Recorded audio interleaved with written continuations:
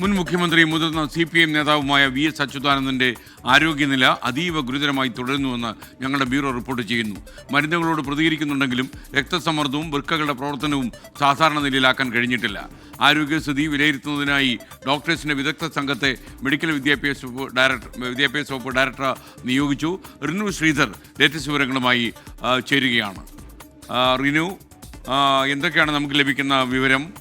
അദ്ദേഹത്തിൻ്റെ ആരോഗ്യനില കുറച്ച് വഷളായിട്ടുണ്ട് എന്നാണ് നമ്മൾ മനസ്സിലാക്കേണ്ടത്.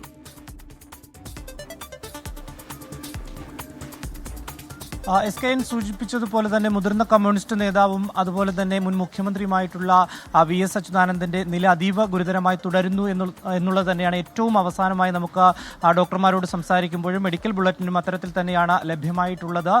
ഇന്നിപ്പോൾ സർക്കാരിന്റെ നിർദ്ദേശപ്രകാരം മെഡിക്കൽ കോളേജിൽ നിന്നുള്ള വിദഗ്ധ സംഘം അദ്ദേഹത്തെ പരിശോധിച്ചതിന് ശേഷം മരുന്നുകളോട് പ്രതികരിക്കുന്നുണ്ട് എങ്കിൽ പോലും വെന്റിലേറ്ററിൽ തുടരണം എന്നുള്ള ഒരു നിർദ്ദേശം തന്നെയാണ് ഈ ആരോഗ്യ വിദഗ്ധരടങ്ങിയിട്ടുള്ള സംഘവും മുന്നോട്ട് വെച്ചത്. ഇപ്പോൾ വൃക്കകളുടെ നില അതീവ ഗുരുതരമായി ആകുന്ന സാഹചര്യത്തിലൂടെ കടന്നു പോകുന്നു എന്നുള്ളതാണ്. അതുപോലെ തന്നെ BP-യും കൃത്യമല്ല എന്നുള്ളതും നമുക്ക് ലഭ്യമാകുന്നുണ്ട്. എന്തായാലും അതീവ ഗുരുതരം തന്നെയാണ് VS-ന്റെ നില എന്നുള്ളത് തന്നെയാണ് നമുക്ക് ലഭ്യമാകുന്ന വിവരം. രാവിലെയോടുകൂടി CPM-ന്റെ സംസ്ഥാന സെക്രട്ടറി MV ഗോവിന്ദൻ ആശുപത്രിയിൽ എത്തും എന്നുള്ളൊരു വിവരവും ലഭിക്കുന്നുണ്ട്. SKN.